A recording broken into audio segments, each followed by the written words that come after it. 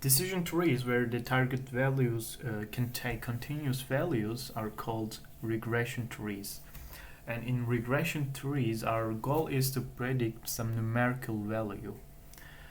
And it is a little bit different than the actual classification trees, because in classification trees we are mostly using some information gain error metrics like entropy. However, in regression trees we cannot use this kind of error metrics because the method of entropy is just not suitable for using them with the numerical values. So instead of error metrics like entropy, we can use some other metrics. Here I will use mean square error for the construction of regression tree, and the formula of mean square error is basically sum of the squared residuals, which is basically subtract the target value, subtract the predicted y value from the target value, or this needs to be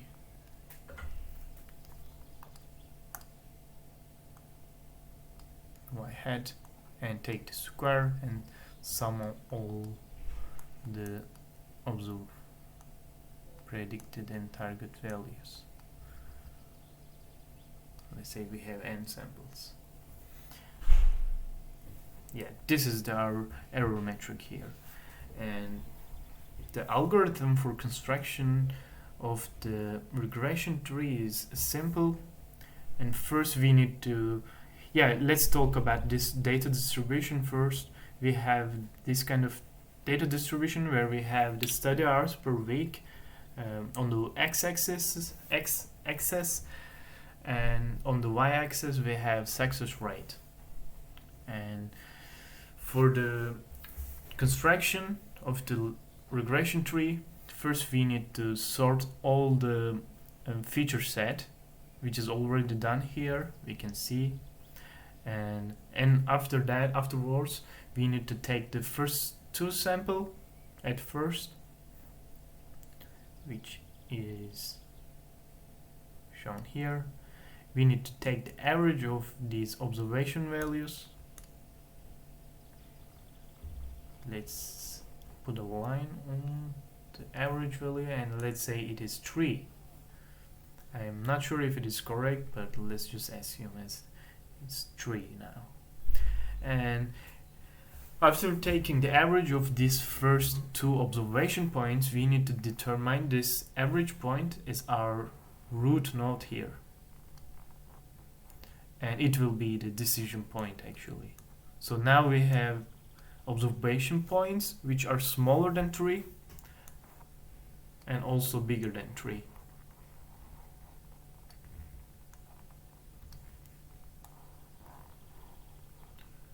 We can see it here. We have only one point, observation point, which is smaller than 3, and we have multiple ones which are greater than 3. So what will be the y values, predicted y values for these two sub data sets now? So it's pretty obvious that if it is smaller than 3, it will take the value of this point, right? Let's say it's 0. So if it is smaller than 3, the y value will be 0. But what about this section? We have multiple observation points here, and each of them has different values. What we can do is basically taking the average of all of the y values of these different observation points, and it will be around here. Let's say it's 50. And now we can say that if the observation point is greater than 3, its predicted y value will be 50, right? And how can we evaluate this decision point if it is actually doing a good job? And this is where the mean square error comes handy. And let's say we want to predict, we have new input which is around here, let's say it's 22, and our decision tree is predicting this predicted y value as 50 at the moment because it's greater than 3, but it is actually around 100, right?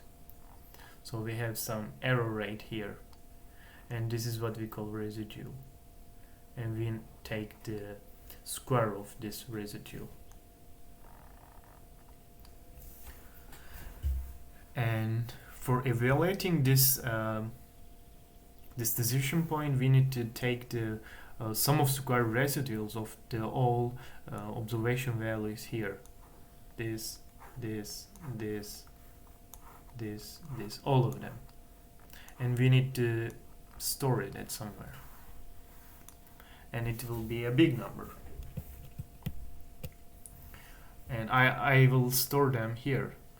I just plot a graph, and the sum of square residuals for the decision point 3, it's equal to this point. Let's say it's 27,000. And the next step is, now we have the error rate, mean square error for decision point x equal to 3, but we also need to test the other decision points in order to make sure that it's a good decision point. So we take the next 2 points now, calculate the average again. Let's say it's 4 now. Determine this point as a decision point and root node x smaller than 4.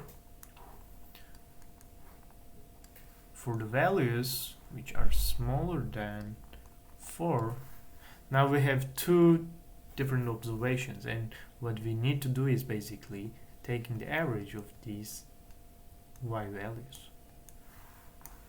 And let's say it's again equal to 0.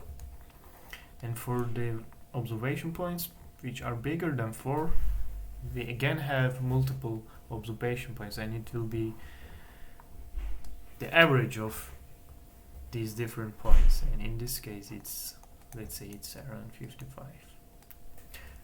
And for evaluation purposes, we again need to calculate the mean square error of this predicted y value and the target values, and for that we use this formula again, and again we store it somewhere, and it's, in this case it's decreased and around 25 maybe.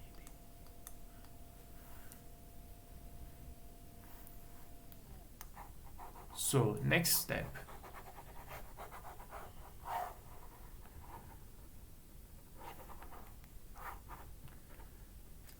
we are still searching a better point, and again we need to take the next 2 observation points and calculate the same things basically, and let's say it's 6 average of them, and divide this dataset into 2 sub dataset and calculate the average for each subset. And here we again have zeros, so for the decision point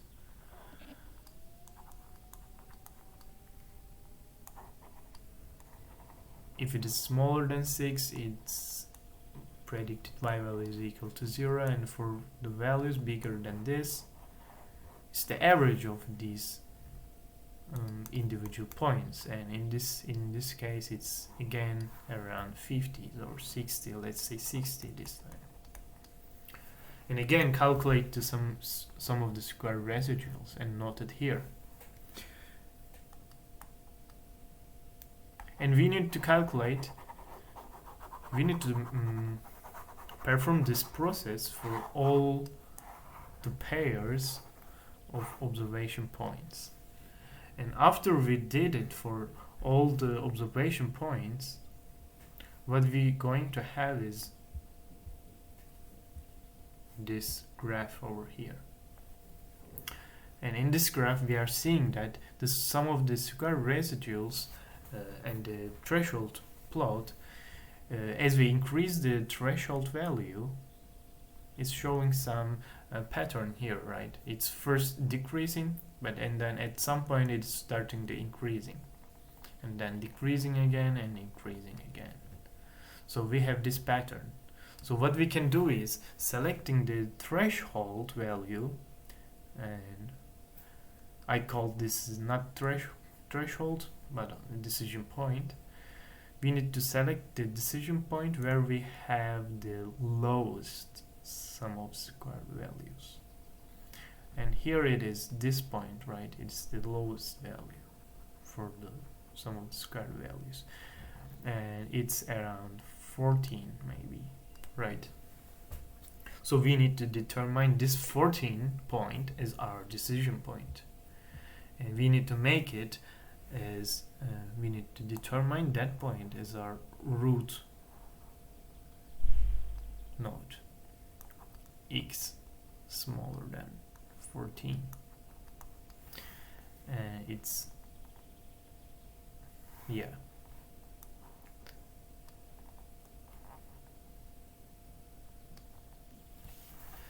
and for the values smaller than 14 is around here,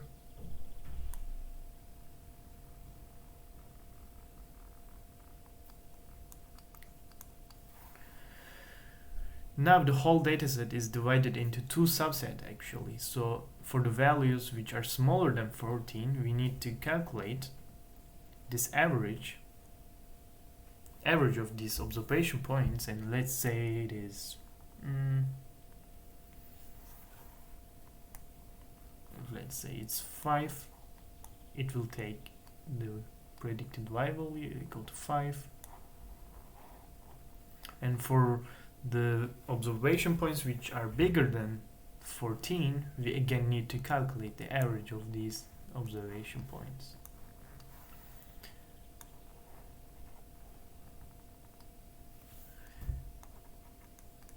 And I don't know for that. But is it done? Maybe we can further divide this leaf node into more nodes, right? How do we know that it's done at this point? We can maybe also divide this node into subnodes, right? Because as seen here, we can say that it's not taking a certain value. We can also say that if the x is smaller than, now it's smaller than 14, but it can also be smaller than 11, right? We can further divide it, and 11 is around here, and if it is smaller than 11, it will take the average of these values, but if it is between 11 and 14, it will exactly take this value, which is 20 maybe, I don't know.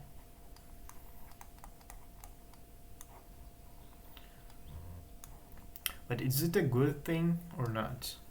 It's basically taking this exact target value, which can cause the overfitting. So we don't want to do that. We need to stop at some point.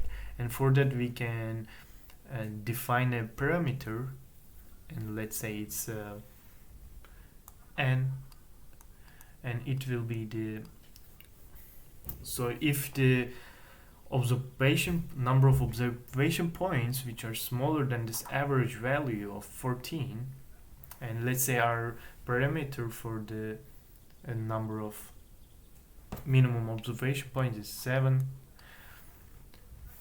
we need to stop if the observation points which are smaller than 14 is smaller than this parameter of 7.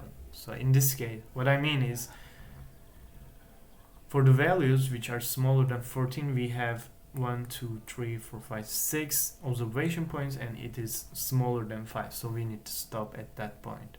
But if it is greater than 7, we can further divide it into sub nodes, right?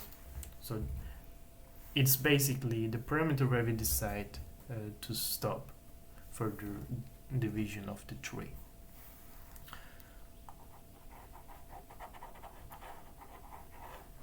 So in this case, let's define this parameter as 7,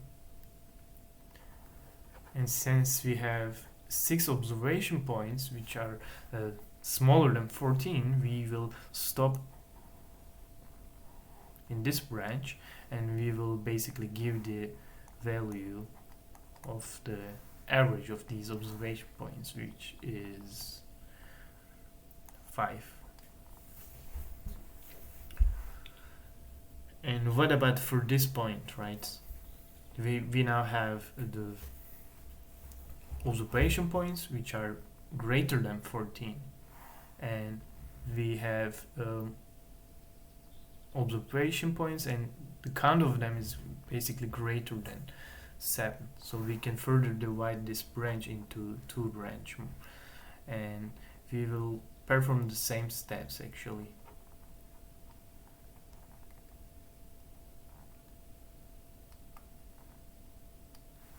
So what we need to do is take these 2 observation points and calculate the average, divide the data set into 2 subsets. In this case, now we will have this part A, and this part B, and do the same thing, right? Calculate the average for this part and also for this part. And let's say the decision point, the average is here 18 x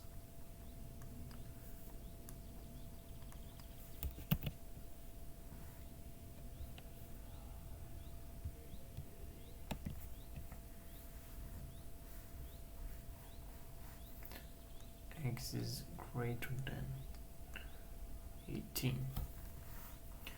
And if it is greater than 18, it will take the average of the average values of the observation points which are located in part B, right?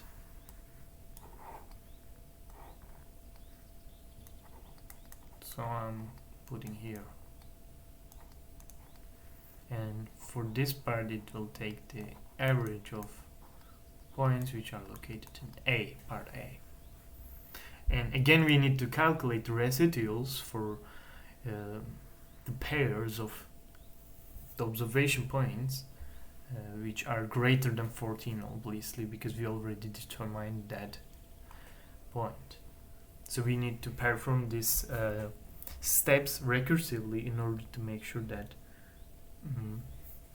we find some other decision points as well. And from the graph, I will not continue to calculate the averages and so on, because in this data set at least it's pretty obvious that we have decision points at this point, this point, and this point, right? So basically the next decision point will be, we said this was 5, right? And the next decision point will be 29. And for the values which are bigger than 14 but smaller than 29,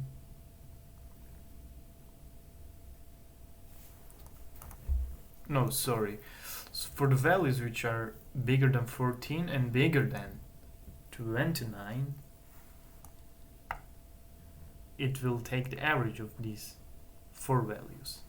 And since there is only 4 observation points, which is smaller than 7, we will not further divide into two branch anymore, so we will stop at this point, and the average for this value is, let's say, is 3. And for the values which are not greater than 25, 29, we have another decision point here,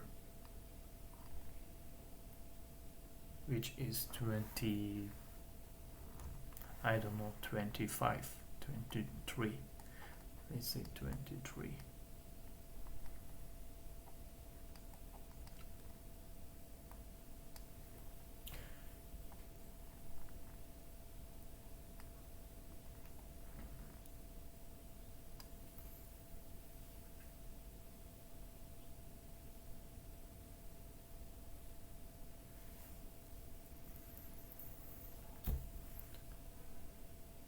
So, if the values which are greater than 29 but not 23 but smaller than 23, no, the values between 29 and 23, we basically calculate the average of these observation points located here, and it's around 55, right?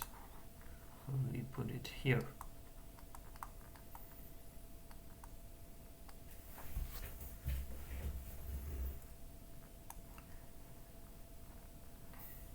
And for the values which are greater than 14 but smaller than 23, we need to calculate the average values of these points here. And these are probably equal to 100, right? It's seen from the graph here. And it's a stop point. As I said before, we have observation points, only 4 of them, so it's smaller than 7, and we need to stop there. And it's also valid here. That's why we are stopping at these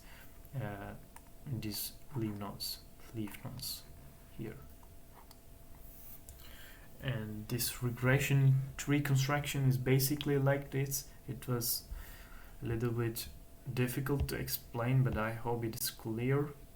As I said, our metric value for the error calculation is mean square error, and we are taking the pairs of observation values and taking the average value of these 2 observation points and determining that average value as the decision point, and after that we are dividing the whole dataset into 2 subsets divided from that average value, and calculate the average value which are greater than the average value, and do the same thing for the values which are smaller than the decision points, and stop if we have some small number of observations, and you can continue if we have multiple samples. Of course, it needs to be determined, and as I said, it's kind of hyperparameter. Yeah. And for the second task, the question was, how can kNN be used for regression? So basically the whole process is more or less same also for regression tasks, and in the lecture we've seen that kNN, you have to use kNN for classification, but also for the regression it's more or less same, as I said, and in the way that we are calculating the distance between the points. The only big difference is actually after we calculate the nearest neighbors, and let's assume that we have the k value equal to 3, and we calculated the nearest neighbors according to Euclidean distance method, and in this case we now have these 3 samples, And let's for a second assume that these are actually numeric values. Okay, they are not categories, they are numeric values. And for regression, solving the regression problem, in order to predict the numerical value of this question mark, we can take the average of these three nearest neighbor. That's the only big difference between the classification and regression using the kN. And if the k is equal to 7, then we will basically calculate the average of this 7 numerical value.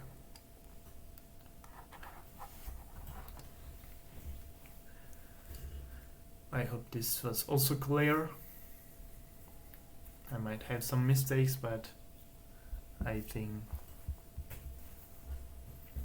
especially the regression trees part was a bit tricky to explain, but I think it's more or less clear to you.